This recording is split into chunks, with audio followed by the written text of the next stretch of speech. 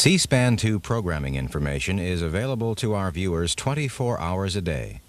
For the latest schedule rundown, you may call 202-628-2205. That's current information about C-SPAN 2's live gavel-to-gavel coverage of the United States Senate and other public affairs events that provide an inside look at government in action.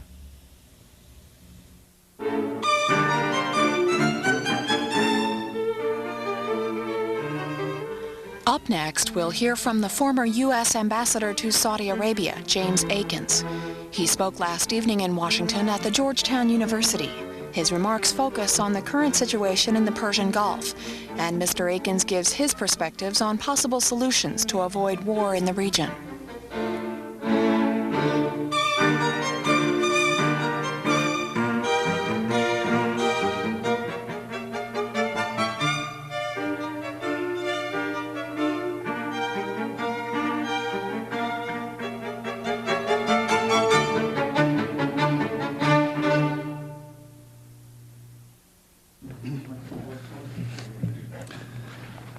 Well, on behalf of the Center for Contemporary Arab Studies and Dr. Ibrahim, the acting director of the center, I would like to introduce a very distinguished guest who is speaking in our Gulf Watch lecture series. And because he is so distinguished and well known, he really doesn't need a long introduction. And because time is precious, I won't give a long introduction. But suffice it to say that Ambassador James Akins is very well known to all of us that have been following the Gulf crisis, if only for his frequent and informed commentary. Most recently, I think I caught him in the same evening, both on MacNeil-Lehrer and one of the other national news programs. And I kept wondering how he got from one studio to the other within the space of 15 minutes. It's technology, perhaps will answer that. He is indeed a specialist on the Arab world with many accomplishments to his credit. And among them, of course, is his diplomatic assignment as U.S. ambassador to Saudi Arabia between 1973 and 1975. But he has also served, and this is interesting, I think, for our discussion tonight, both in Iraq and in Kuwait, as well as in Beirut and Damascus. And in addition to that, is a specialist on Middle East energy and oil. He's going to speak to us tonight for he tells me approximately 45 minutes. His title is The U.S., the Arabian Peninsula, and the Resolution of the Kuwait Crisis. After Ambassador Akins has finished his formal remarks, we'll follow the usual custom and open the floor for your comments and questions, but we do need to adjourn by 7:30. So it's great pleasure to introduce Ambassador James Akins. Thanks. Throughout most of the last century and well into this century, war was considered romantic. And when war finally broke out in 1914, young men rushed to the front, looking for excitement and glory. But in the course of the war, it lost somewhat of its good name. And it was tarnished further between 1939 and 1945. And 45 years have now passed since the end of the Second World War, and we have, of course, had no wars. We have had skirmishes and revolts, and we've had punitive forays and police actions and civil disturbances, but no war. And today we talk only of exercising our military option on war. There's, of course, good reason for these semantic twistings. By our Constitution, Congress must declare war, and it's been notoriously reluctant to do so. The public's not so easily beguiled, however. It refers consistently to the Vietnam and to the Korean Wars. Grenada and Panama and Nicaragua may have thought that they were at war with us, but they were too insignificant to qualify as such in the American press or TV or even in the popular mind. Now, once again, we are clearly headed toward war. I'm sure it's not going to bear the label of war because Congress is not going to declare war. And it won't be as long or as difficult as the Second World War. The enemy's not a new Hitler. His country can scarcely aspire to ruling the world.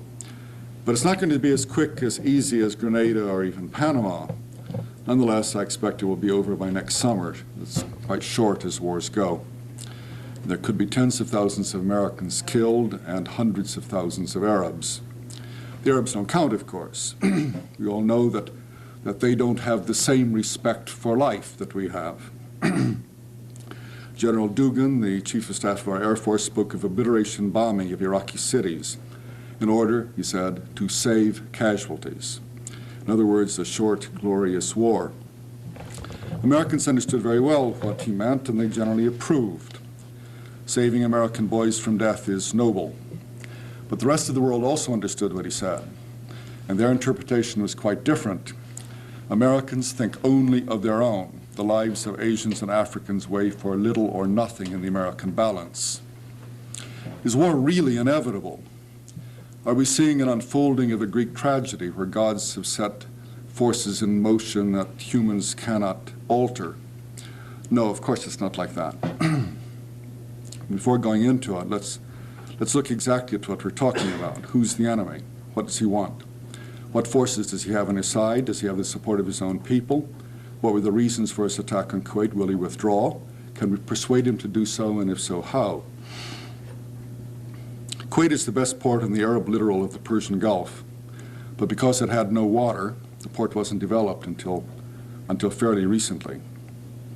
While it was part of the Ottoman Empire, in the last century, the British saw the advantage of Kuwait's harbor, and in 1899 they established their footsteps toward a protectorate over the Sheikhdom. The Ottoman Empire did not resist. And after the First World War, when Iraq was given nominal independence under British tutelage, Faisal of the Hashemites became its first modern king, and he demanded Kuwait as the harbor for his new country. Basra on the Shatt al-Arab is some 80 miles from the Persian Gulf and can easily be cut off from the sea. The British refused. The Arab states in the Gulf were part of the British India office, and they were small, divided, easily ruled. And Iraq with a port in the Persian Gulf might eventually cause the British trouble. No, it was much better to keep Iraq a landlocked country. No Iraqi ruler was ever satisfied with this. The claims were renewed through the 20s and the 30s. Nouri Said pressed this, but all of the rulers of Iraq were in no position to challenge the British. It should have been noted that in the 1920s there was no hint of any oil in Kuwait. Oil wasn't discovered until the late 30s, and wasn't exploited until after the war. In 1952, after the nationalization of oil in Iran, the British moved smoothly across the Gulf, developed Kuwait very rapidly, and for the next 10 years, Kuwait was the largest oil producer in the Middle East, larger than Saudi Arabia. And it became the first of the super wealthy states of the Middle East. In '61, the British terminated their protection agreement with Kuwait. They gave it its full independence, and they withdrew. And the then dictator of Iraq, Abdul Qasim, announced that Kuwait, the usurped Kaaba, should be returned to Iraq, the Iraqi motherland. And in a rather bizarre move, he appointed the Sheikh of Kuwait the governor of the Iraqi province of Kuwait. The Sheikh, however, did not pick up his credentials, and he called the British back in, and the Iraqis didn't press their claim. In '63, Qasim was overthrown and killed. The leaders of the coup were Ba'athis, the same party, not the same individuals as rules Iraq today. And in October 1963, the new Iraqi government recognized Kuwait. It sent an ambassador to Kuwait, and indeed there was an ambassador there until the Iraqi invasion on the 2nd of August. This is the all-important point. Whatever the Iraqi claim, and there's no doubt about its antiquity, and whatever Iraqis think is just, and again, there's no doubt that every Iraqi, no matter what he thinks of Saddam Hussein, believes that Kuwait is rightfully part of Iraq. All of this is irrelevant. By any interpretation of international law, the old claims were superseded by the Iraqi recognition of Kuwait in the exchange of ambassadors. The northern boundary of Kuwait, however, was not demarcated, and it remains an important part of the problem. Iraq had good relations with the Shah, and his overthrow came as a blow to it, as it did to us, and to all the Arabs of the Gulf. Within 2 years of the revolution, the Islamic Republic was at war with Iraq. There are many Arabs, perhaps I should say the majority of Arabs, who believe that the United States enticed Saddam to attack Iran, knowing that he would fail. Iraq then would be bogged down for many years to come. I hear this accusation every time I go to the Persian Gulf, and I hear it from the very leaders who I know encouraged Saddam to attack Iran in 1980. But their memories are very selective. All of our memories, of course, are selective. And now when I talk to them, the story I get is, the ruler of X, warned Saddam not to do this, but he wouldn't listen to me, and now he's paying for his mistakes. The fact is, of course, that all Arabs, including the Iraqis, and not so incidentally, most Americans, were worried about the strength and the vitality of the Arabian Revolution and the possibility that it would sweep Iraq aside, and they had good reason.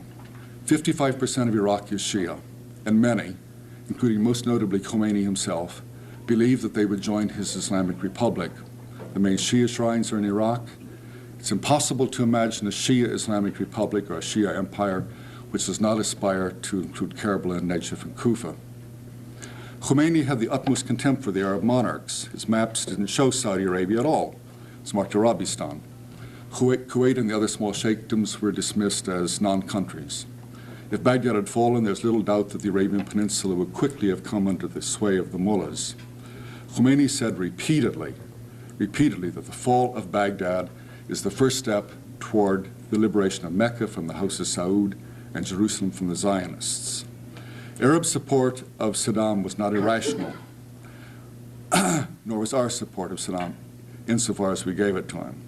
The Gulf Arabs underwrote Iraq to the tune of several scores of billions of dollars. When the war ended in 1988, Saddam claimed a victory, but his victories were of minimal importance. The most important accomplishment, he said, was the abrogation of the humiliating Treaty of Algiers of 1975, in which Iraq was forced to accept the middle of the Shatt al-Arab as the border between the two countries rather than the left bank. If there's agreement, however, on the use of the river, as there was, and if there was agreement on sharing expenses of dredging the river, as there was, it always has seemed to me irrelevant where the formal boundary is. Either side can close the river at will. The only difference is that if the river is all Iraqi, Iranian ships don't have to fly Iraqi flags when they come into the Shah. It's not terribly important. If you're worried about security, guns on the banks of the river can close the river at any time. Gun emplacements are not in the middle of the river. With the end of the war, there was no peace treaty because, among other things, the Iranians would not abandon the Treaty of Algiers. Furthermore, Iraq held several thousand square kilometers of Iranian territory. The money which was given to Iraq by Kuwait and Saudi Arabia was nominally loans. But I know of no Iraqi who thought the money would ever be repaid. If the subject came up, and it didn't very often, the Iraqi position was, we paid for this war with blood, we protected the Gulf states, and by God, they can pay for this with their dollars. In Saudi Arabia and Kuwait, there were also no illusions. They might have carried the debts on their books, but none, as far as I know, thought the money would ever come back. It just wasn't an issue. Iraq did have a grievance against Kuwait that wasn't pressed during the war. That is that Kuwait was producing from the very large Rumaila oil field, whose southern tip, about 5% of the reserves of the field, extended into the territory controlled by Kuwait. The Iraqis insist that by overproducing, the Kuwaitis drew oil into their section from the major part of the field. This just isn't true. The Kuwaitis were producing 25,000 barrels a day from their section, which is nothing. The field has reserves, it's one of the largest oil fields in the world. It has probably 15 billion barrels, and 25,000 barrels a day is nothing. In any case, the oil reserves of both countries are so large that the loss of a small proportion of oil in current production means absolutely nothing to the future development of the country, the future wealth of the country. The oil reserves of Kuwait are probably 70 billion, and Iraq well in excess of 100 billion. Much more important, however, was the Kuwaiti attitude toward oil prices. After the 79-80 oil crises, the oil prices jumped to about $40 a barrel. There wasn't any oil shortage, of course. There was, however, consumer panic. Consumers thought there was going to be a shortage. They went into the market. They bid up. They bid for the available oil, and the consumers, created the shortages, not OPEC. When it became obvious in a couple of years that the war would be contained, it wasn't going to spread, everybody in Japan whose bathtub was full of oil decided he better put this on the market. He had nothing to do with it. And suddenly, the prices of oil started to decline, and they dropped to $8 a barrel. This caused financial hardship in all oil exporting countries, including the richest of them. OPEC, however, finally got its act together. It worked out limits to production and tried to raise the price back to $18 a barrel, and it had some success. By 1988, every country in OPEC understood the consequences of allowing prices to go too high. No one talked of restoring the price to $38 a barrel, even in current dollars.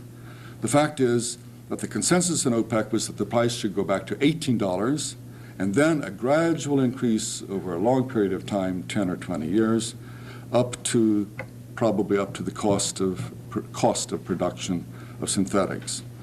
It was a very benign position. There were, however, two mavericks in OPEC. One was Kuwait, which for reasons that are not entirely clear, decided that the price of oil should never be allowed to rise above $18 a barrel in current dollars for the remainder of the century. In other words, a continually declining price of oil for the next 10 years. The Kuwaiti oil minister, speaking in New York to the petroleum press just a year ago, said that if the price ever rose above $18 a barrel, Kuwait and Abu Dhabi would flood the world with oil and drive the price down to $18 a barrel. The Iraqis say, and they may believe, that Kuwait took this action at the behest of the United States, that both states aspired to destroy Iraq, and Iran for good measure, that Kuwait would never have had the courage to have taken this extraordinarily hostile act toward Iraq on its own. I personally am sure that this is not true.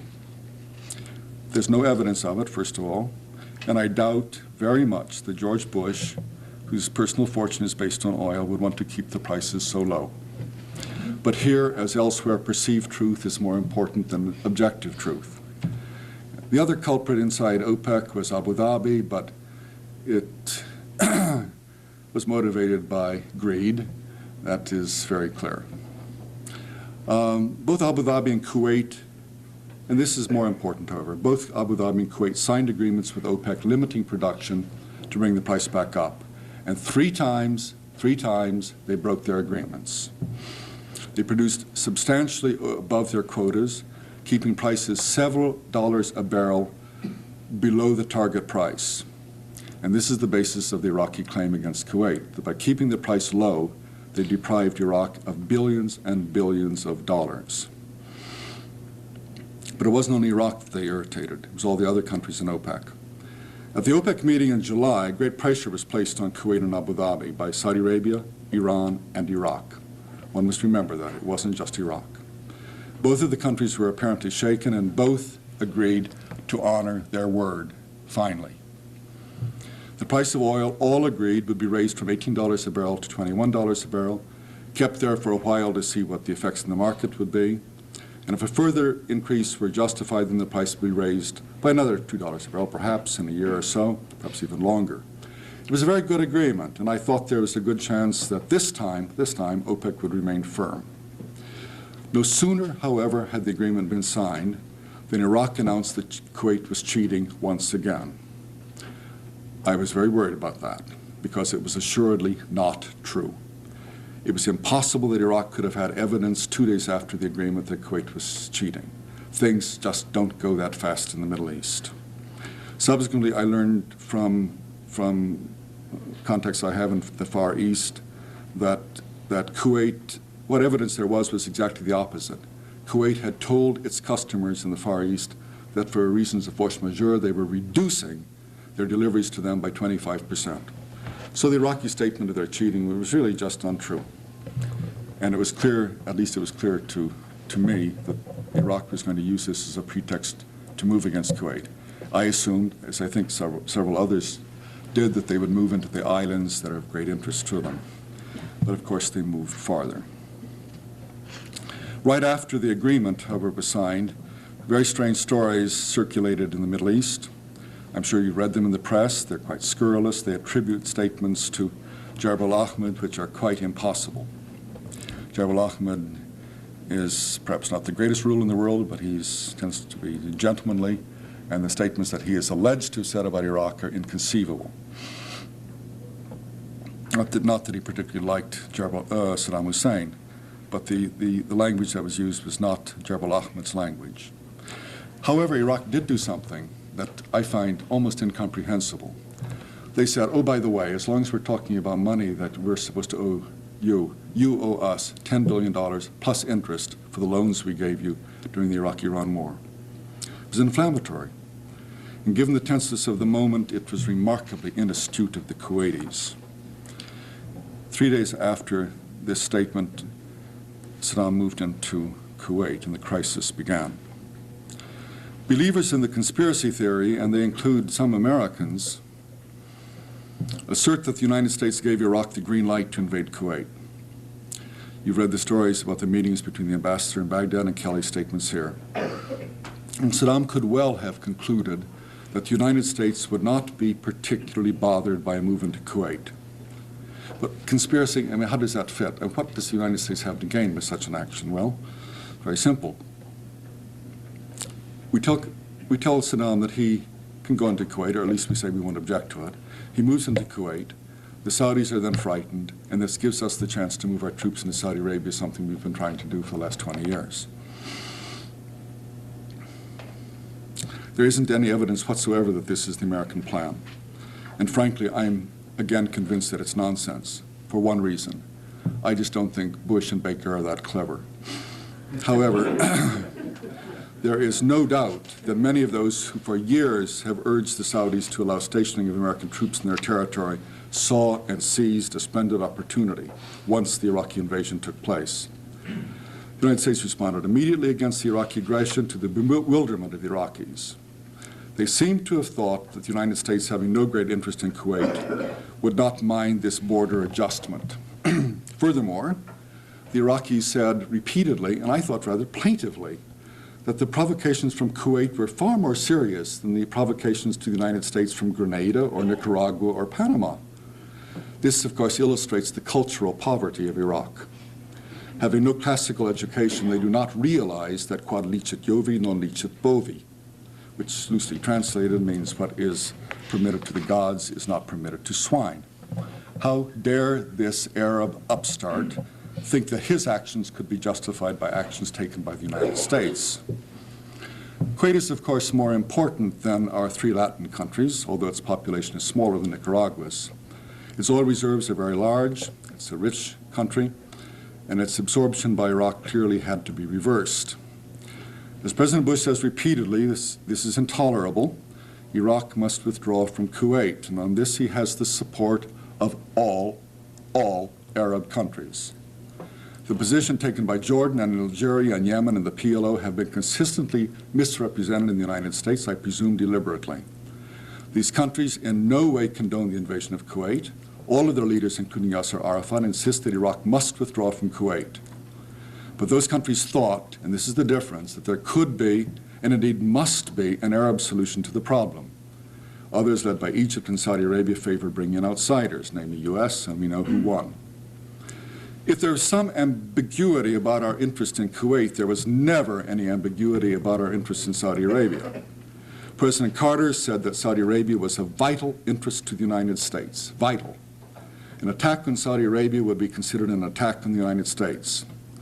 This position was reiterated by President Carter's successor, whose name slips me, and by President Bush. Saddam knew this very well. I've never believed that Saddam intended to invade Saudi Arabia, never. He knew that it would bring him into instant war with the United States. And while he might have had some initial success, it is unlikely that he could have sustained long transportation lines across the desert from Basra through Kuwait to Riyadh or to Dammam. In any case, American bombers would quickly destroy Baghdad. It's impossible, of course, to know the innermost thoughts of someone else. Saddam is ruthless, but he is not irrational, and he is not suicidal. And a move into Saudi Arabia would have been both irrational and suicidal. If Saddam had intended to move, however, he certainly would have moved immediately before any Americans came into the Gulf. He might have thought that he could hold oil fields hostage to the United States, but he didn't move. He did move after Cheney went to Riyadh and convinced Fahad that an invasion was imminent. And he didn't move after the United States announced that it was sending troops to Saudi Arabia, which he knew he could not arrive immediately. Still, Cheney was persuasive. Fahad believed Cheney's evidence of an imminent Iraqi invasion and asked for American troops to come into the kingdom, and they came.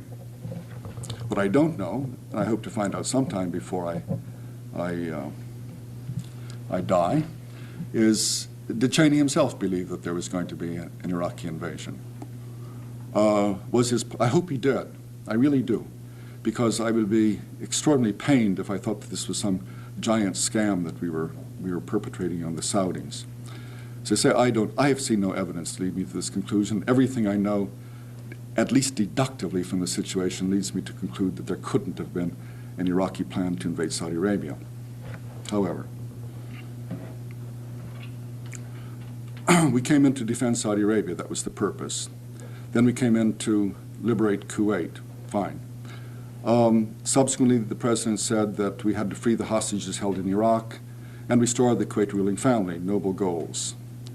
However, there were informal press briefings, and everybody in this room, outside the country, outside Washington, they don't know this, but we know that real policy in Washington is revealed in the informal press briefings, not in the official press conferences. And these press briefings, quoting senior American officials, led many around the world to conclude that America's aims extended beyond these simple and rather unexceptionable goals.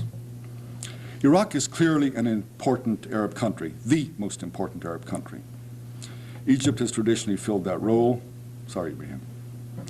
But Egypt is a tiny country with an effective land area no larger than the Netherlands, and it has a population of 50 million, growing at 1 million every 7 months. Iraq has a population of 17 million, a lower growth rate. It has water resources and oil resources second only in the world to those of Saudi Arabia. The population is almost entirely literate. Israel very quickly recognized the danger of Iraq. It tilted toward Iran during the Iraq-Iran war. It brought the United States into the Iran arms scandal, and even George Shultz said that the Iran-Contra affair was an Israeli scam from the very beginning. Israel and its supporters here have led the campaign for an immediate war. Their concern is not Kuwait. Their concern is not even Saddam. Their concern is Iraq. Every one of their speeches, every article ends Cato-like with delenda est Baghdado. The Israeli position is based, I think, on a superficial understanding, or perhaps no understanding at all, of the Iraqis. Saddam has said repeatedly that Iraq is not a confrontation state. Everything agreed by the Palestinians, he has said, would be supported by him. It should be remembered that a year and a half ago, he was instrumental in persuading Arafat to accept our conditions for with regard to Israel. When they opened up the dialogue between the U.S. and the PLO, fruitless though they may have been. Still, Israel fears Iraq, and with some reason, as long as there is no peace. If there is peace, however, I find it hard to imagine that Iraq, a long way from Israel's borders, starting a war with Israel against the will of the neighboring Arab countries who are living in peace with Israel. The Iraqi dictator has been ruthless in dealing with his own people, Arabs as well as Kurds. But the Kurds have suffered particularly. Some of the Kurdish leaders threw their lot in with the Iranians in 1982, in the black early days of the Iraq-Iran war, after Iraq had been pushed out of Iran. A big mistake on their part, certainly. And when the war ended 6 years later, a terrible retribution was taken on all Kurds. The use of gas in Halabja, of the Kurds at Halabja, is not as clear or as unequivocal as current propaganda would have us believe. Nonetheless, that issue aside, the actions taken against the Kurds were terrible. All Kurdish villages were destroyed throughout Kurdistan. All Kurds were removed from an area 30 kilometers from the border with Iran. All Kurds have been concentrated in the main urban centers in Kurdistan and what amounts to concentration camps. One would be hard-pressed to find a Kurd who would have a good word to say for Saddam Hussein. And the Shia, who comprise 55% of the population, also felt depressed. Their religious leaders have been killed or exiled, and I would venture that the majority, perhaps the overwhelming majority of the Shia population of Iraq, would welcome an end to Saddam's regime. Nonetheless, during the Iraq-Iran war, particularly when Iraq appeared to be losing, the Shia and the Kurds in the army, and they are the overwhelming majority of the enlisted men, fought very well, not to protect Saddam, but to protect Iraq. And this is something we should remember before we begin our war against Iraq. The American and world reaction against the invasion of Kuwait was, I believe, quite proper. The demand that Iraq withdraw from Kuwait was just, regardless of the fact that borders were originally set by the imperial powers. This, after all, is true of Iraq itself, and it's true of most of the rest of Africa and Asia. Borders, once accepted, cannot lightly be changed. The call for sanctions and embargo on Iraq was quite proper. One of my personal quarrels with Saddam is that his invasion permitted the Bush administration and the Congress to eliminate the peace dividend, which we need for so many other reasons. No one in the Petroleum Club of Houston or in the boardrooms of Lockheed or Northrop would be so crass as to drink to the health of Saddam Hussein, but for them there is a particularly bright silver lining to this dark cloud. Oil prices doubled, and we're admonished by Washington lobbyists that there is real danger in the world out there, and we must be very careful not to disarm. And with the craven collapse of the Democratic Party, no weapons system was ended, not Star Wars, not the stealth bomber, nothing. And the Defense Department tried to convince us that the cut in the rate of growth in defense expenditures was the same as a cut in defense spending, and few objected. The Iraqis were shaken by the world action against them, in spite of the bravado that came out of Radio Baghdad. On the 12th of August, just 10 days after the invasion, the first crack showed. Saddam, in what I thought was a remarkable statement, said that the will of the people of Kuwait had to be determined. Secondly, he said he would withdraw from Kuwait provided the Israelis were to withdraw simultaneously from Arab lands conquered in '67, and Israel and Syria would withdraw from Lebanon. The statement was interesting. There was no suggestion of the extermination of Israel. There was, in fact, an explicit recognition of Israel within its '67 borders. However, immediate withdrawal of Israel and Syria was clearly an impossibility. Saddam knew that. Equally clearly, he was opening the way to talks. The American reaction, however, was a curt and brutal dismissal of a silly and totally unacceptable proposal. There were two separate problems, we said. The Arab-Israeli problem and the Kuwait problem. There was no linkage, and there would be no linkage. How foolish. Other world leaders were much more perceptive. Gorbachev in Helsinki, with Bush, spoke about the necessity of addressing the basic Arab-Israeli conflict after the Iraqi withdrawal from Kuwait. Mitterrand, speaking at the UN, said the same thing. The Bush UN statement was consonant with those of Gorbachev and Mitterrand when he said that we would certainly have to address the Arab-Israeli problem, but immediately after the speech, he backtracked. It's one of the few instances where we have the president himself saying the president misspoke. Saddam followed his statement of August 12th with a similar statement made by his foreign minister in Amman some 10 days later. 2 weeks after that, Saddam said that we would certainly have to address the Israeli occupation of '67, but he said, we will not insist on a strict timetable. In other words, the two problems could be handled seriatim, not simultaneously. After the Mitterrand statement in the UN, there was an extremely positive reaction from Baghdad. Some 3 weeks ago, the Saudi defense minister also spoke about things that could be done after the Iraqi withdrawal from Kuwait. Remarkable statement from Prince Sultan. That is, the question of the oil field could be handled easily, and that's obviously true. And that as an act of brotherliness between Arabs, it would be reasonable for Kuwait to cede, or at least to lease, the islands that Iraq needs for the development of its port at Qasr. King Fahd made a very conciliatory statement, but neither the king's remark nor that of his defense minister sounded a very pleasing note in this town. And word was passed to Riyadh, and the king's next statement was very properly bellicose. Saddam Hussein, as we all know, is a monster. We won't even debate that question. But he's also an Arab. That can't be debated either. And he is a peasant. He's not a town Arab. He's from a tiny village outside Tikrit.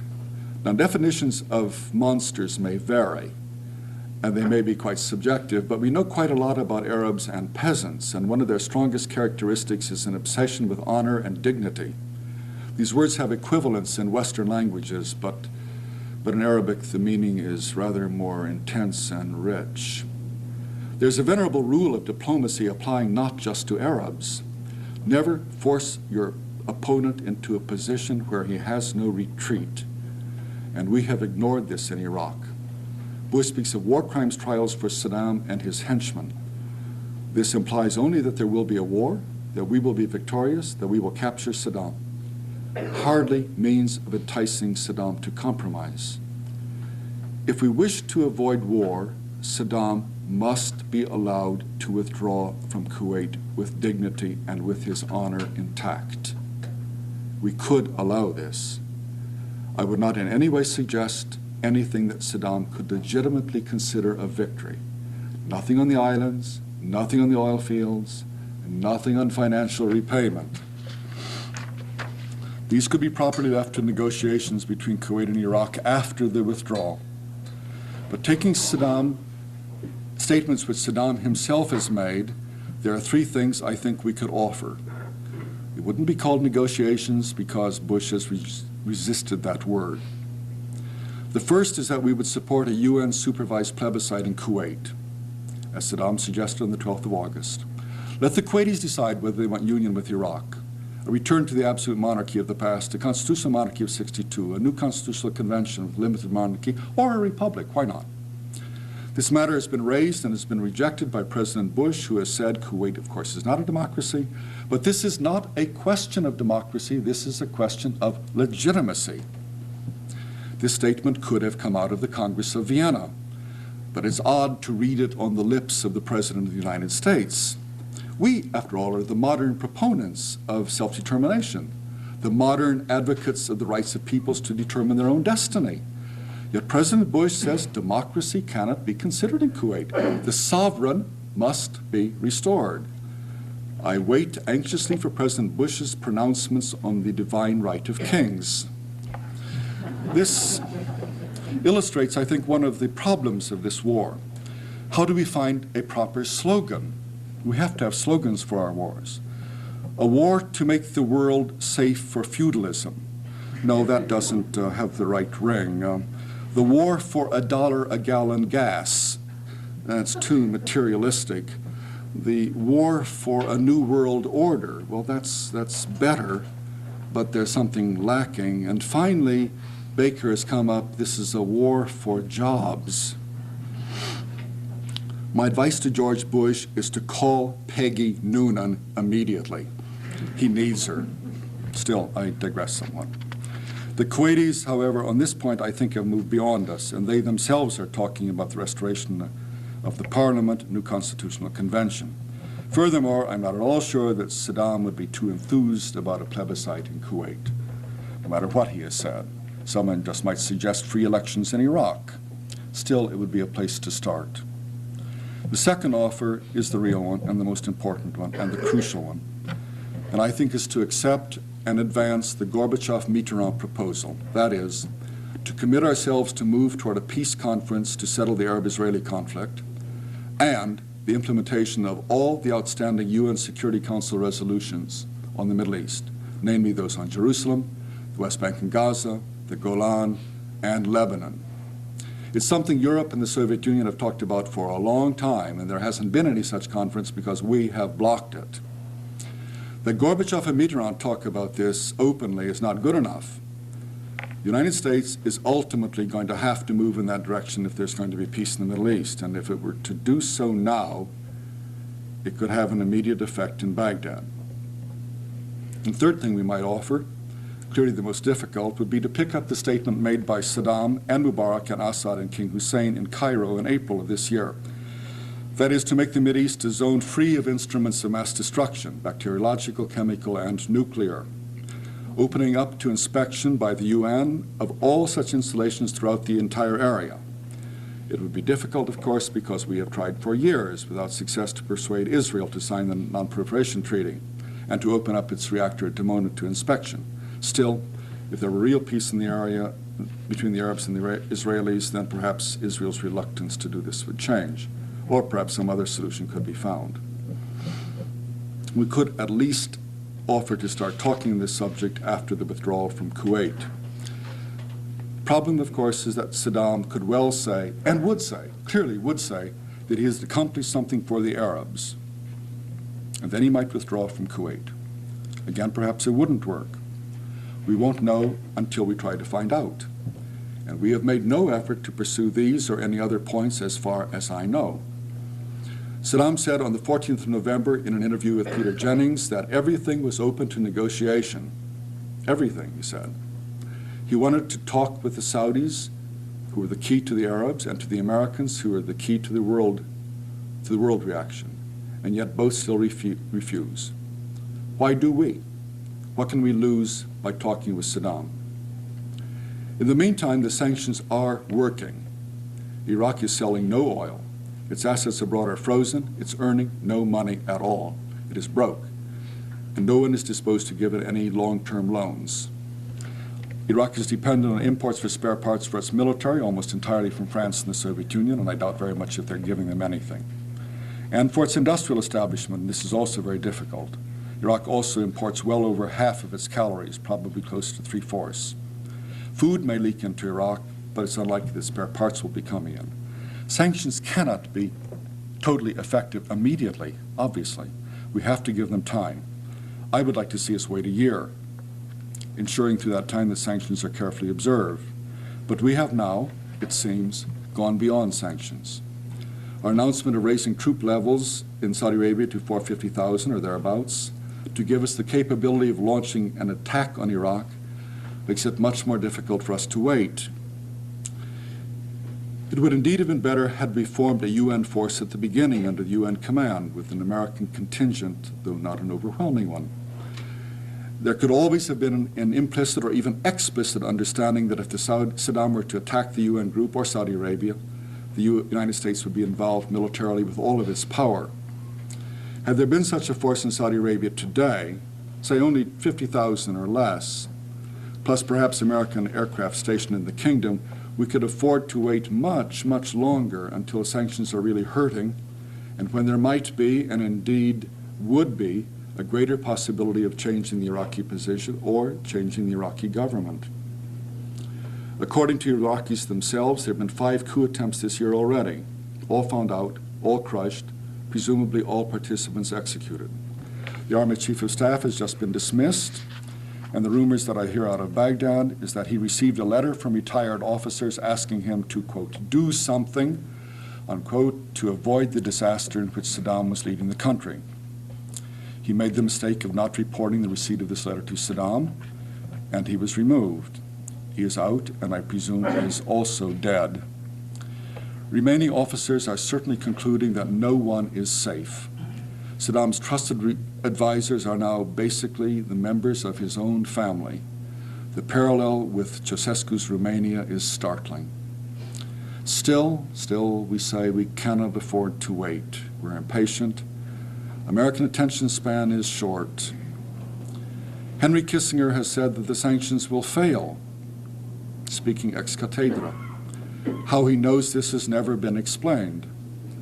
But then he says, when it finally becomes obvious to everyone, not just to geniuses, that the sanctions have failed, the military option will no longer be viable. And why that must be true has also not been explained. His conclusion is clear. In order to avoid disaster, we must grasp the military option immediately, i.e., go to war against Iraq now. The General Dugan idea of destroying Iraq from the air, which is discredited by most competent military officers, is now being revived as the preferred option: destroy Iraq with the minimum of American casualties. What then will happen? Americans, I think, will almost surely have to move in on the ground. And the Iraqi army, by all military accounts, may not be terribly good at offense, but is remarkably efficient at defense. Tanks are dug in. There are gun emplacements throughout Kuwait and southern Iraq, which we'll have to face if we try to liberate Kuwait and occupy Baghdad. The Wall Street Journal suggests installing a new MacArthur in Baghdad, grand designs, to rule the country for the indefinite future. This would, of course, require many troops for a long time. Iraq learned in 1980 that in Iran, that a country near disintegration rallies around the government when attacked from outside. If our goal is to destroy Iraq and we try to invade the country, it is much more likely that the army will fight rather than surrender. It will not be Saddam they are defending, but Iraq. We must also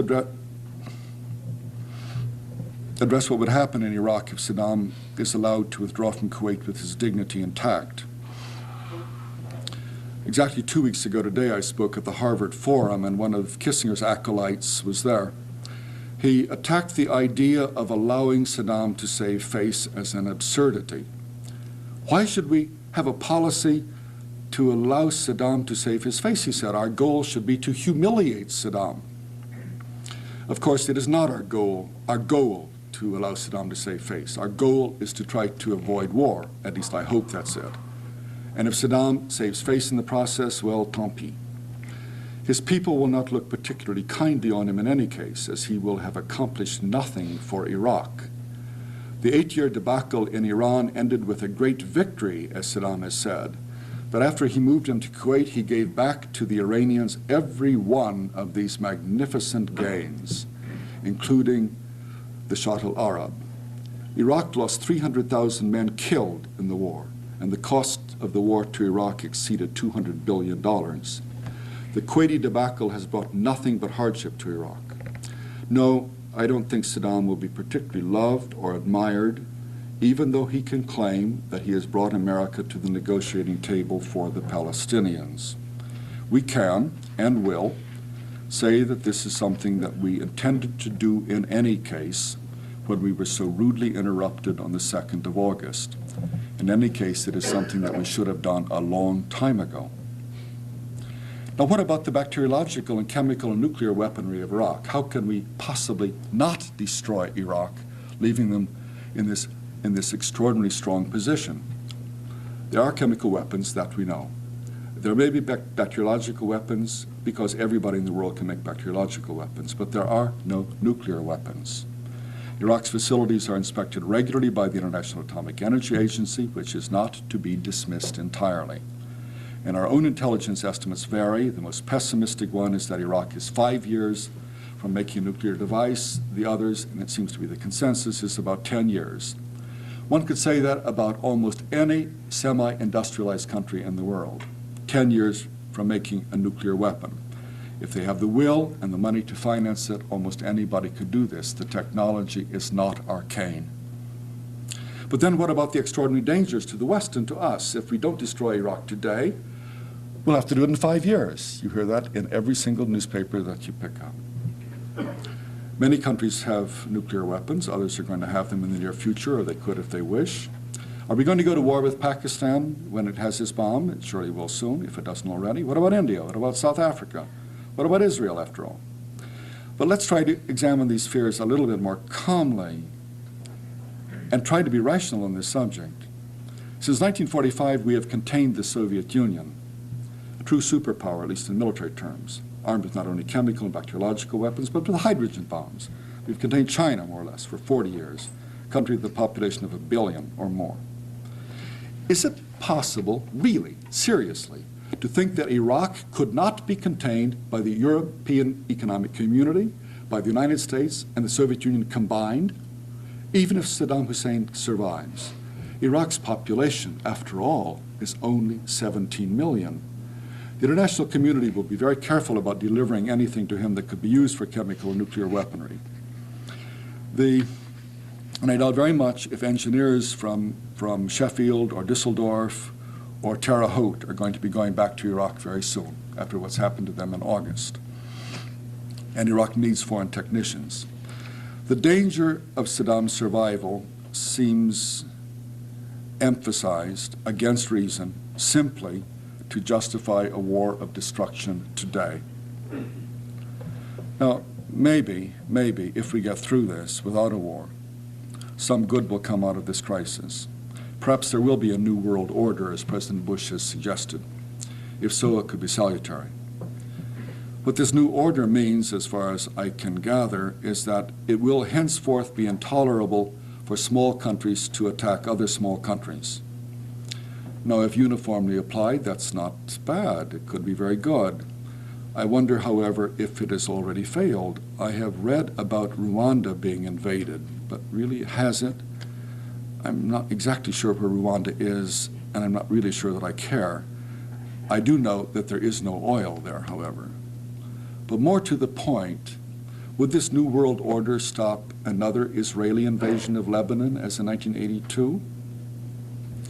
We don't even need to discuss whether it would inhibit the Soviet Union in Afghanistan or China in Tibet or the United States in Grenada or Panama. Could it even force the United States to abide by World Court rulings on Nicaragua?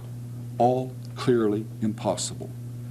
Nonetheless, it would be a good step in the right direction, and perhaps morality enforced on small countries will be a model for larger countries to emulate.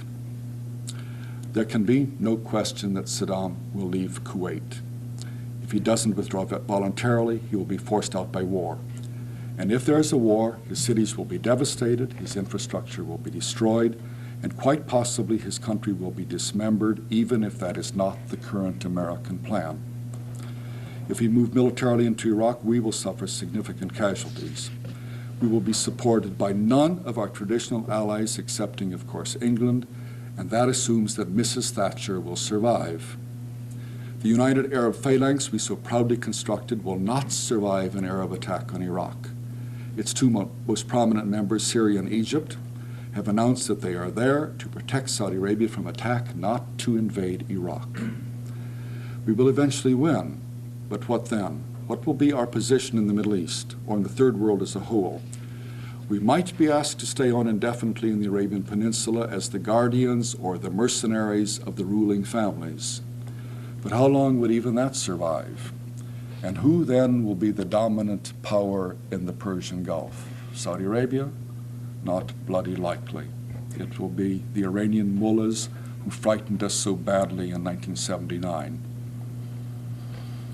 Who then is the war party here in this country? Apart from Israel and its supporters, it's the ruling family of Kuwait and part, but by no means all, of the Saudi ruling family. Is that enough? One must take care in Washington and elsewhere to avoid saying, if only you had followed my good advice in the beginning, you wouldn't have gotten into this terrible fix. You don't win friends and influence people that way, even though you're right, especially if you're right.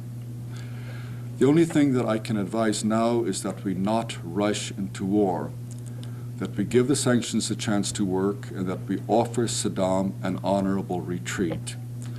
I wouldn't advise the president to withdraw troops from Saudi Arabia now. The Mideast and beyond, without any doubt, would interpret that as a mighty victory for Saddam, and it would indeed be much more difficult to deal with him in the future. It would also mean the end of George Bush's political career. Now, some of you may consider that a positive accomplishment, but I'm sure George Bush would not. Under present circumstances, withdrawal just doesn't seem worthy of discussion. To put it in the local vernacular, it's not a viable option. Congress is feckless. It is highly unlikely that it will take any action to force withdrawal. In fact, if it comes to a vote, I'm sure the majority will get cold feet and will back Bush in anything he does. I've been asked several times recently if I didn't think the likelihood of an attack on Iraq was receding. I do not. I read the polls, I hear statements from some congressmen, and I know that the initial aggressiveness is fading as Americans consider the consequences of the war. But I also read the constant warnings from columnists that the Iraqi potential for war must be destroyed now. In a few years, it will be much more difficult. And I read statements by military commentators, but rarely by military officers, that the Iraqi army is grossly overestimated and that the destruction of Iraqi military and economic targets will be easy. There will be few American casualties, and not very many Iraqi casualties either. It's part of what I call the Tom Clancy syndrome. American technology always works. This is ominous. The prospect of a quick and easy victory is seductive to politicians. What if this is true? George Bush will be asking himself. If it is, I go to war. That is, I exercise my military option, and the danger from Iraq is ended forever. More important, the image of George Bush, the wimp, is finally laid to rest, and I will be re-elected in '92 with a great majority. It's heady stuff. One pressing task that I've taken on myself is to try to create doubts in the mind of George Bush. If we decide to go to war, if we decide the sanctions have failed or that we simply cannot wait or will not wait any longer, it will be easy to fabricate an incident, an excuse to start the bombing of Baghdad. And once we are fighting, the country, as always, will rally around the flag. I have no doubt whatsoever that the Congress will vote overwhelming support for Bush and the polls will show 80% approval, but not for long. When the first body bags come in, when the first photographs of the devastation of Iraqi cities appear on American television, the reaction will begin. Then, of course, it will be too late.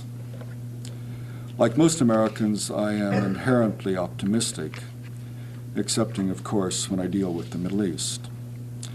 My third law of Mideast politics is that in any rational conflict between an optimistic prognostication and a pessimistic one, the pessimistic is always right. And I don't think that the current crisis will prove an exception to the rule. But I also know in my heart and my belly that we Americans don't really have anything to worry about. That Bismarck was right when he said that God has a special dispensation for drunkards, fools, and the United States of America. Yes, I tell myself everything will work out in the end. No serious harm will come to the Republic. Unfortunately, this requires an act of faith that doesn't come as easily now as it did 30 years ago. Maybe God will lose his patience with us. Maybe he already has. Thank you.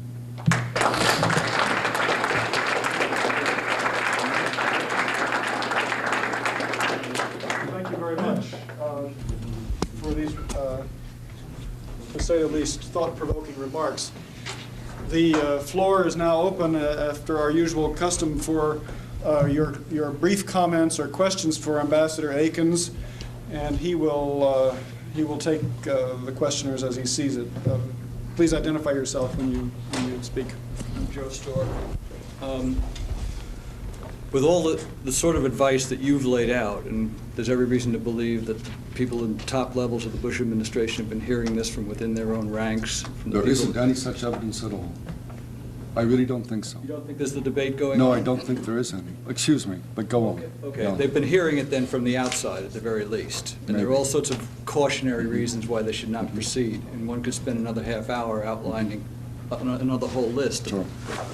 What is going on? What sort of calculus are they making to cast all this to the wind, to take the risks that are involved? It seems to me that with Bush's announcement last week, he's essentially, in Tom Schelling's analogy, thrown the steering wheel out the window and said, I don't care about the polls, I don't care about the international environment, I'm going ahead, Saddam, and you'd better get out of the way.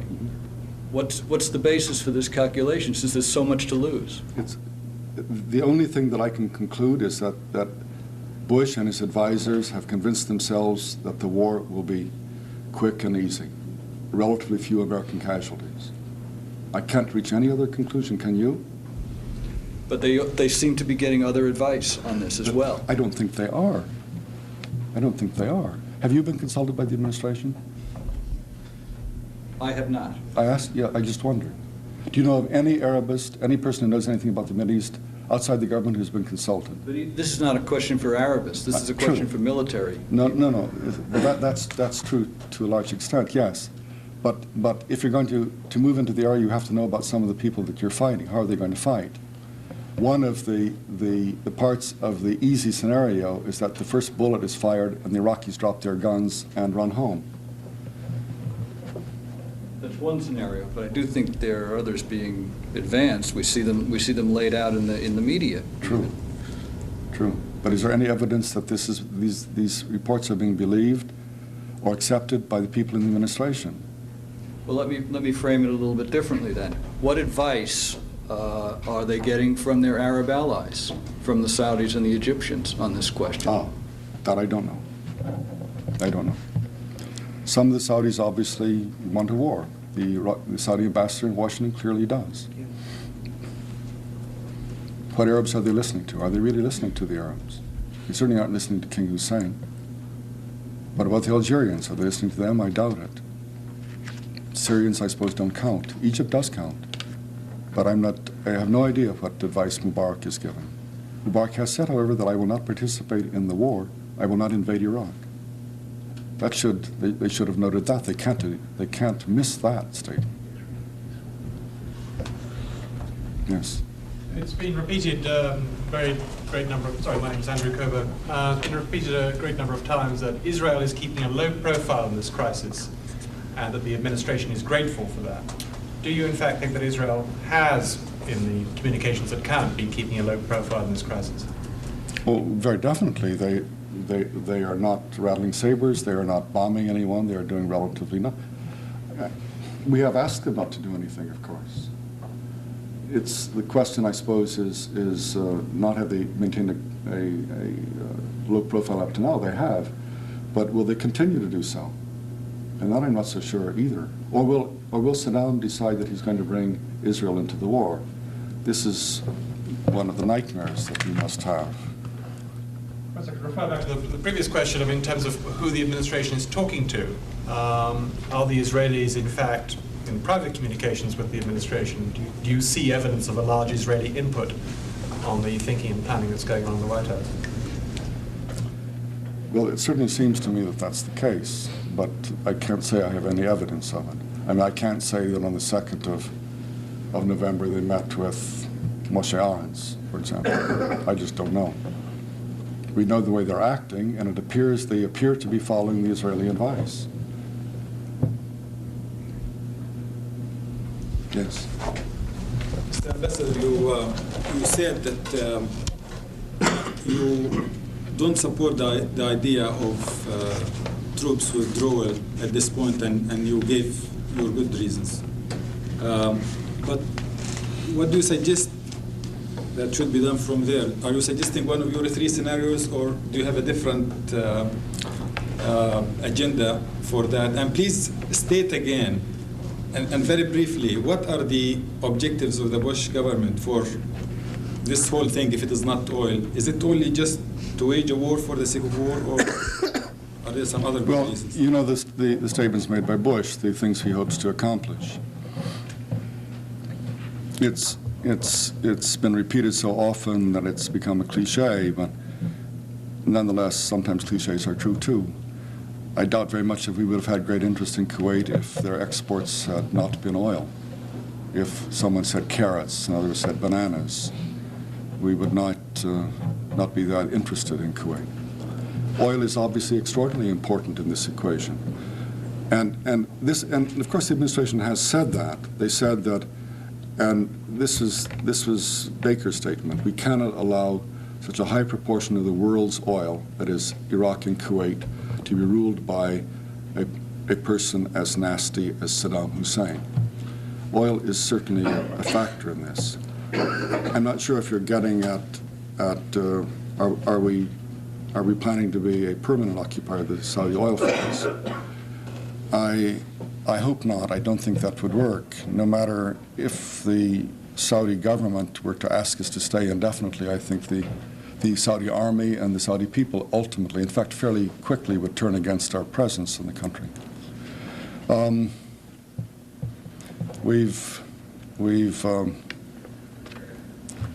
I don't know if we're going to withdraw immediately after the crisis is over. You've heard the statements also from the Defense Department saying that we're going to be there for a long time. 10 years has been mentioned. It's a long time to have a military presence in that area, and I think that it would be extremely difficult for us to sustain. You know, I doubt very much if they worked out very carefully what their long-term goals are for Saudi Arabia. Have they really made plans for a permanent occupation of this? There are a lot of people in the area who do, and not only in the area. The joke in Vienna is that the United States is now the 14th member of OPEC. There are others who say, no, that's not true. It's the 12th member of OPEC because Saudi Arabia, Qatar, and the UAE are no longer members of OPEC. In any case, as far as Saudi oil policy that they're following today is certainly pleasing to the United States, no question about that. They've increased their production dramatically. They have advanced their expansion plans dramatically, and but they presumably are doing this. They could be doing this just as easily on their own. If when this new expansion plan is in place, we will be able to dispense with the total Iraqi and Kuwaiti production forever. Well, not forever, but for the indefinite future. Yes. Concerning advice the administration might be getting, if one reads foreign press, as opposed to how the reporting in our press comes out, where whatever anybody else says within the coalition from the UN, Security Council, for instance, it's always ended by saying, after all, those words mean exactly what we are saying, but obviously the words are different. There does not seem to be a national editorial recognition that all the trips that especially Baker has been making, and not only once, he just keeps traveling. He comes home for a clean shirt and he goes out again. He hears messages that are in effect avoiding or trying not to consider war as a possibility, as a immediate possibility. But he keeps at it. And this issue of jobs, which really struck me as inane, but it may have some rationality, either in Bush's mind or in Baker's mind. They're now rotating 2 divisions from West Germany, from New Germany, United Germany, to the Middle East. Instead of bringing them home, they're rotating them to the Middle East on the way of bringing them home. If they brought them home now as surplus army personnel, you would have an increase in unemployment, clearly. And if there is anything else that does not work out the way the White House is expecting, that is support on the basis of the Iraqi crisis for this huge Defense Department budget, which again is inane, and you mentioned that the Democrats in the Congress simply didn't follow through with what only several months ago they said it's a fait accompli. We're going to cancel 2, 3, 4 major new arm production series.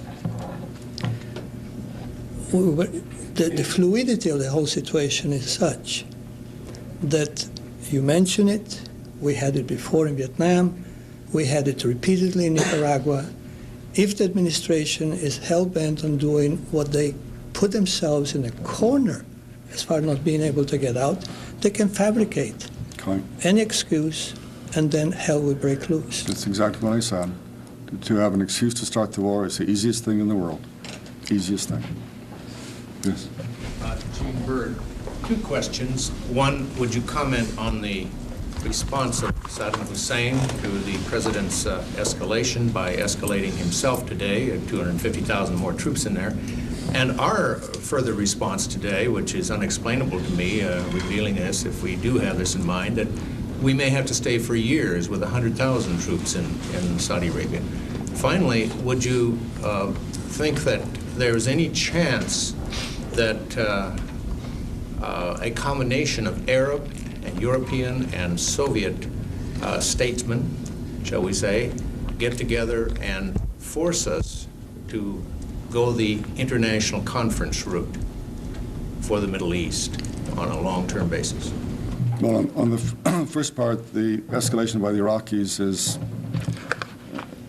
certainly should have been foreseen by the administration. I don't think that bothers them very much. I hadn't heard about our statement of keeping 100,000 troops in the Arabian Peninsula for indefinitely. I'm sure that must delight the Saudi government to hear that. And I doubt very much that's what King Fahd had in mind when he issued the first offer for the Americans to come in. You know, there are a lot of ways you could look at this. If we really have decided that we don't want to go to war, I don't think we have, but if we decide we don't want to go to war and we don't want Saddam to do anything, we apply the sanctions, keep the sanctions up indefinitely, and then we go our merry way. And we can have 100,000 troops to make sure that Saudi Arabia isn't attacked, keep a big air force in Saudi Arabia or not far away. And the Saudi oil reserves are tremendous. And as I said, in a very short time, by 1992, Iraq and Kuwait can be replaced completely by additional Saudi production. I don't think that's anybody's plan, but I suppose somebody could be thinking about it. Comment on the following. Oh, excuse me. The second question. Yeah, that's what I hope will happen, of course. Obviously, that's implicit in what I said. Everybody in the world wants us to do this. Why don't we do it? What do we have to lose by doing it? It's something that we know very well that the Arab-Israeli conflict is the main political problem in the Middle East, and it's got to be solved sometime. Everybody wants to move on this. The Europeans have pushed this, the Russians have, even the Japanese. And we haven't done it. Why shouldn't we? And it'd be very nice if the Europeans, including Mrs. Thatcher, would push us on this. Yes. Your comment on Larry King 2 nights ago, Ambassador Wiley was hinting or comparing the invasion of Kuwait to the invasion of Israel to Lebanon. Larry King asked him immediately whether he was anti-Israel, and Deputy Netanyahu said, Lebanon is not a country. It was already broken up. Yeah. So, Well, yes. And can we afford this war? Well, I think I've answered that. I think it would be a catastrophe for us. We cannot afford it. You mentioned that if a war was to break up and if the U.S. was to attack Iraq, Could you speak up? Okay, you mentioned that if the U.S. was to attack Iraq, regardless of what's going to happen to Saddam, the Iraqi people or the Iraqi army will fight to defend Iraq, not Saddam, because also you said that Saddam is a monster, and it sounds like if he became a monster the day he invaded Kuwait, well, we know that he was a monster. Quite right. Even at the time when he was a friend to the West, including the U.S. Well, we're friendly with lots of monsters. Okay, we agree on that. Now, if the war was to break up, and as you said, the Iraqis will defend Iraq, how does this fit with the American values and principles of freedom and democracy and human rights and civil rights and all that list? Nothing, of course. Well, how? I mean, it has nothing to do with how is it? Of course it does. How is the U.S. and rarely does to justify to its public opinion if the Iraqis will be defending Iraq and not Saddam? Mm-hmm. What would be the answer? Well, we've already said this. Bush has made that very clear. This is a terrible act of aggression and has to be rolled back, and the aggressor has to be punished. Yeah, but forget about Saddam. I'm talking about Iraq, not Saddam. Oh yes, but how do you punish Saddam without punishing Iraq? That's the problem. Yeah, but the Iraqi people will be defending Iraq, not Saddam. Of course. Don't you see any contradiction here? Of course I do.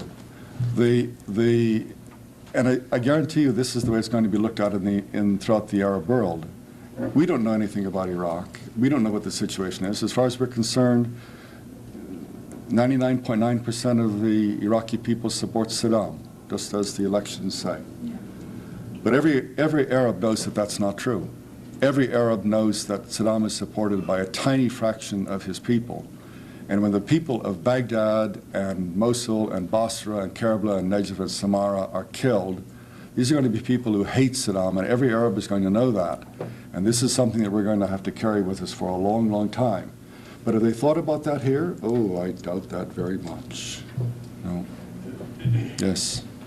So I have a question regarding the Gulf region itself. Let us suppose that there is a war. What are the positive and negative impacts, politically, socially, and economically, of that region, the region itself? What do you think of it? Of a war? Yeah. I suppose it depends on how it proceeds. If there's a if there's a quick destruction of the Iraqi offensive military capabilities, then they probably will escape physical damage. Maybe a few missiles will hit Riyadh or maybe Dammam, but maybe not with luck. So they might be able to escape physical damage altogether. But what about the other consequences? The political consequences of having their countries used as a base to destroy another Arab country. You know, these are very important questions. There may have been important changes in Arab thinking. I find it difficult myself to accept that. But we hear reports from newspapermen who come back who say that Arabism is dead. We're no longer Arabs. Israel is not our enemy. Iraq is our enemy. The idea of working together in the Arab world is finished. There is no such thing as the Arab League. Forget about it. We may be Muslims, but Arabs, no, we're going to have some new definitions.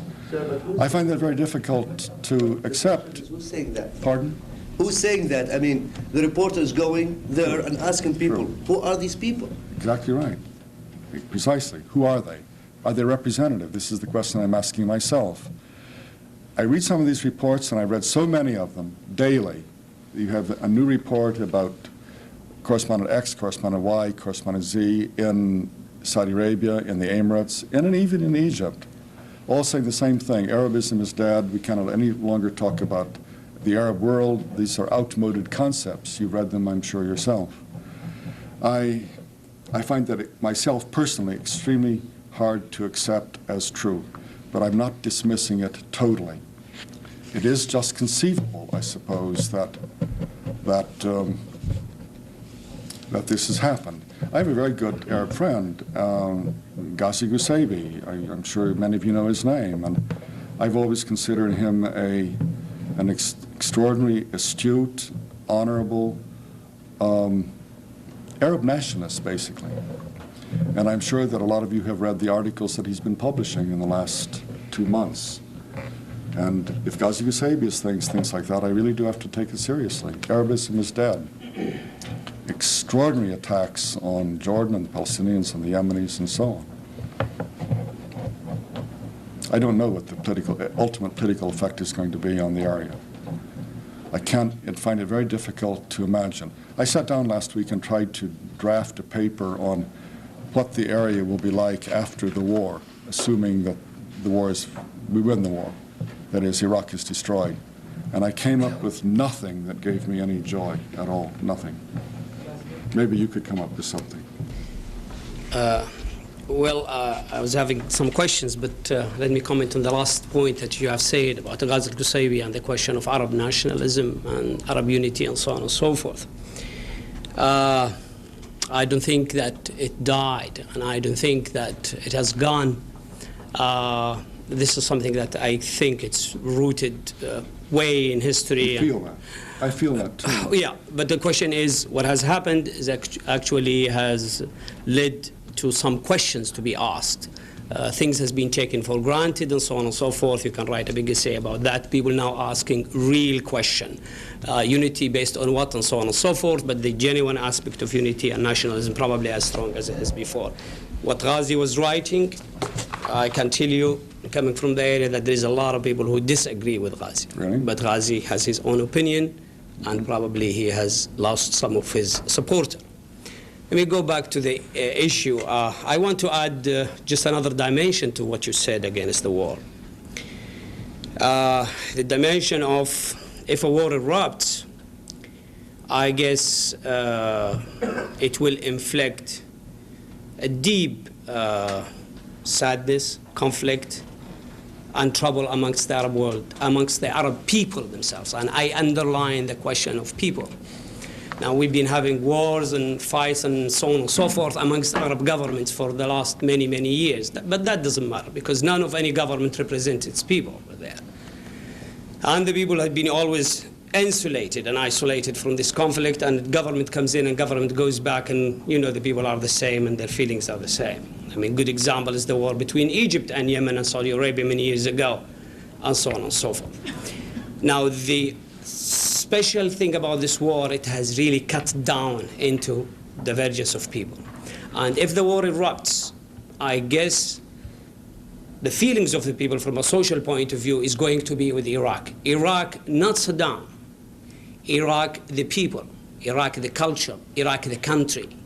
So whoever is going to fight, the United States, you will find a lot of people, they may hate Saddam, and they don't want his guts, but they will never, and they don't want to see an Arab country, an Arab brother, destroyed or killed. Whether they're Saudis, whether they're Kuwaitis, or anything like that. Maybe at a moment of anger, they wanted to see Saddam Hussein, but really launching a war and destroying a country, destroying a people, it will leave the United States with a bad asset to carry on for many years to come. Now, having said this, I go back to the original question, is that Saddam is not an asset to be kept. We're not happy about him. I don't think that he's, in terms of the question of democracy and freedom and so on and so forth, they're all probably bad, but he's the worst. And the question is, really, nobody agrees with him, agrees with what he has done. And especially he has opened a new chapter by i.e. a strong government, a strong Arab military power could really invade another. And that will lead us to a spiral of destabilization, which aside from military revolution, now it has opening a new chapter. You don't revolt against your government, but you can go and occupy another country. That's a chapter we don't need. We have so many disasters in our region, and we want to go to stability. Now, if Saddam Hussein, the other paradox, the one paradox is the war, the other paradox, if Saddam Hussein wins one way or another, and to me the definition of winning from a quantitative point of view, i.e. not leaving Kuwait. I don't care who comes after, it's right, the legitimacy of the people, that's not equal. Just leaving Kuwait and going back to his borders. If he doesn't do that, I guess this is another dangerous, from an internal point of view, is as dangerous as the war itself. Now, the sanctions hopefully to work, but you did not tell us, let's say, if the sanction does not work, and if we say there 1 year and 2 years it doesn't work, where do we go? Is your ultimate solution is the war, or what? I'm assuming there's going to be a war if Saddam does not withdraw from Kuwait.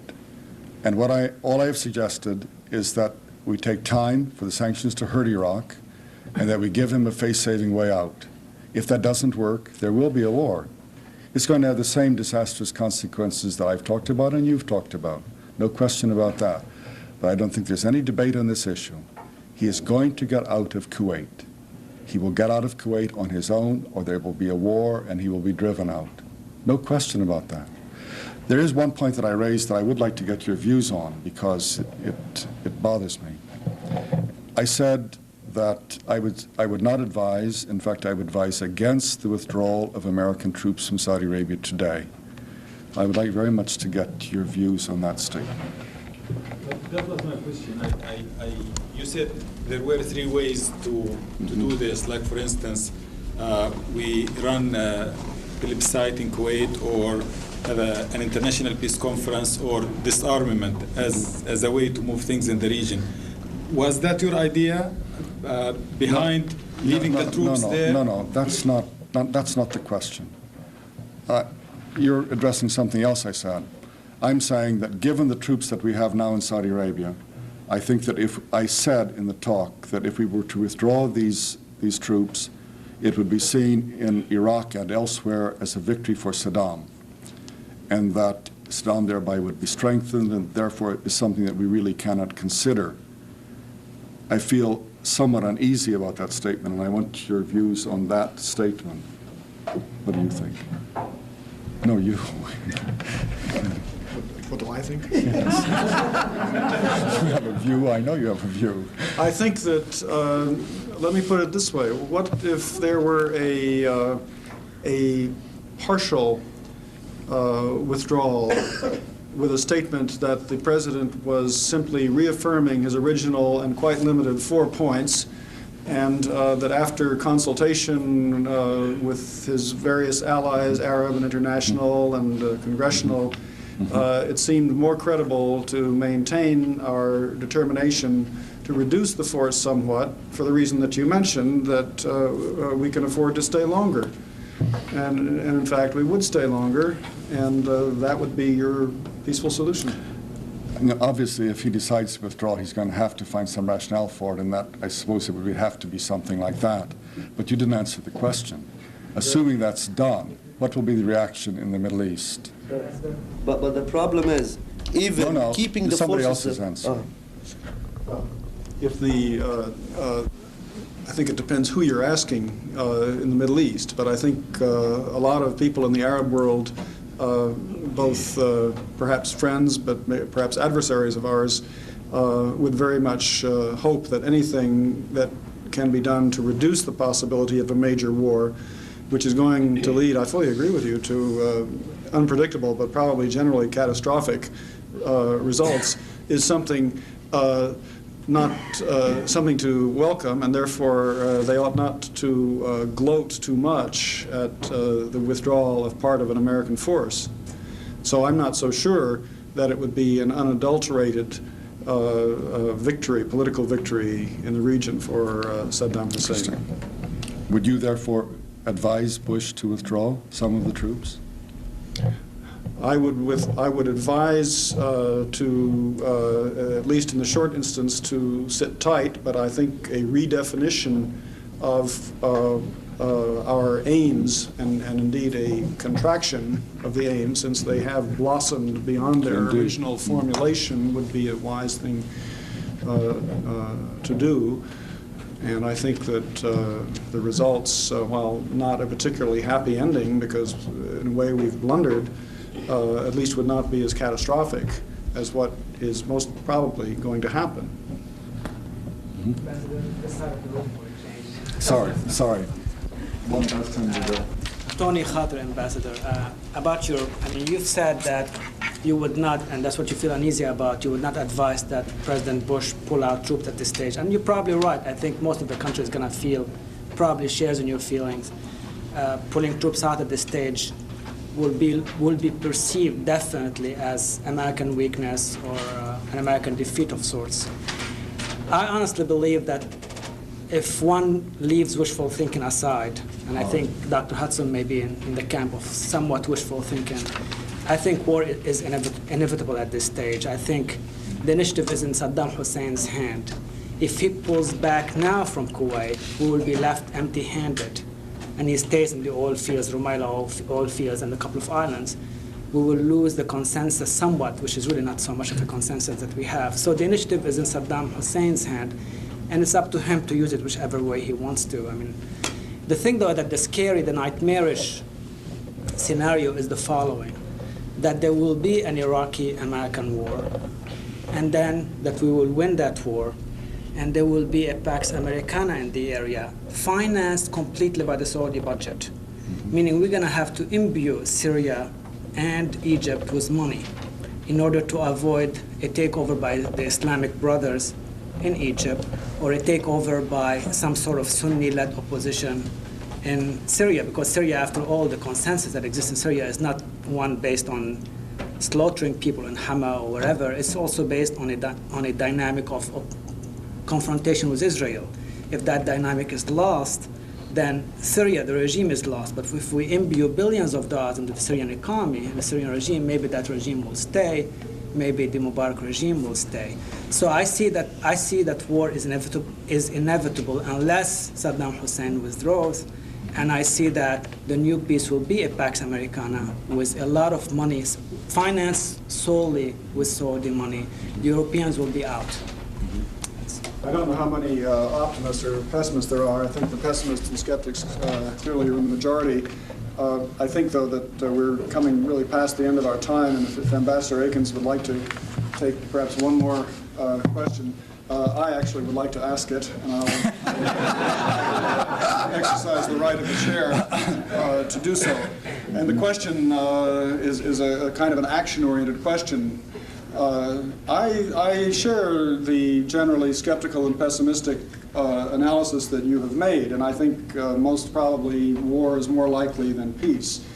Assuming, however, that I think many of us agree that a diplomatic solution is preferable for many reasons, the question simply is, what steps do you think might be effective and still reasonably feasible given the domestic situation here and the international situation toward moving a diplomatic process forward? Mm-hmm. Well, clearly we have to start the talks. As I referred to Saddam's interview with Peter Jennings, he said we have to talk to the Saudis, we have to talk with the Americans, they refuse to talk to us. That's the first step. Obviously, you can't talk about things if you don't meet the people that you're supposed to be negotiating with. I said repeatedly in the paper that there will be war unless Saddam withdraws, and he's not going to withdraw, I think, unless he's given some face-saving device. And maybe there are others than the three that I mentioned, but the three that I mentioned were all, I tied them all to things that Saddam himself has said. I don't think this would be too difficult for the United States to accept. I would hope not. If we offered them to Saddam Hussein, say that we're prepared to do all three steps, or one, or two, or three, or all three of them, or something else that I haven't thought of, and then he says, no, they're not good enough, I'm not going to withdraw, then there's no question there's going to be war, but we will at least have made an effort to allow him to get out with his honor intact. I think this is the important thing. If we're going to say, as we're saying now, war crimes trials, he must withdraw, finish, that's all, basta. He must withdraw, he must put his tail between his legs, and he must withdraw and be humiliated, as Kissinger says. Our goal should be to humiliate Saddam Hussein. This is not a formula for a peaceful solution. I don't know whether the Bush administration is willing to allow Saddam to save his face. Maybe they aren't. Maybe the people they're listening to are saying it's important to humiliate him, and he will withdraw, he will be humiliated, and then he will be finished. But I don't think Saddam is looking at it quite in those terms. But I am blackly pessimistic about this as well. I think that we won't make the offer. We won't make the offer, Saddam, to allow him to save face. He will not withdraw. And then we will have war. And the consequences are very difficult to outline. Well, apart from the substantive issues, and despite your black pessimism, may I follow up about possible modalities? Mm-hmm. That is to say, given you've mentioned, for example, that the war party is rather small, actually. Mm-hmm. If you look at the Israelis, you look at a part of the Saudi government, you look at the Kuwait government in exile, and you look at some columnists. Mm-hmm. In the region, of course, there are many people, and we've mentioned the Soviets and the French, among others, some Arab parties that have tried to carry the diplomatic ball. Now, say we have, maybe we have, who knows, a month, 2 months, 3 months before war breaks out for one reason or another. Are there any concrete initiatives by any of these parties, or in the case of those opposed to the war parties, initiatives that can be taken or coalitions that can be formed? To persuade the United States to alter its position? And, of course, to persuade Saddam to alter his position in Kuwait. Well, an awful lot of people are saying that he has to withdraw. I think just about everybody in the entire world is saying that. So I think the important action has to be taken here, not in Baghdad. That is, Washington has to be convinced that it has to allow him a face-saving way out. He knows that he has to withdraw. I think he knows he is going to withdraw, but he wants to withdraw with his head held high. And if we say no, it has to be bowed, then there's going to be war. Now, can the French, can the Russians convince us that their proposal to have a Middle East peace conference is extremely important? That Bush should associate himself with this and say that perhaps he doesn't even need to send somebody out to Baghdad. He can just announce, yes, our policy, as soon as there's the withdrawal from Kuwait, this is what we're going to do in the Arab-Israeli conflict. Saddam might say, or could grasp at this straw as, I finally accomplished this. I've gotten the Americans to do something that nobody else has done, and now I'm prepared to withdraw from Kuwait. It's possible. I would think it'd be better, however, to send somebody out to Baghdad and explore it with him. People have said you can't suggest sending Baker out. Of course not. Send somebody out who is expendable, who can be denied. But the country is, the city is full of people like that. You, me, others, Joe Stork, President Carter. He's more difficult to deny, however. Well, I'd like to, on behalf of all of us, thank Ambassador Akins for a very sober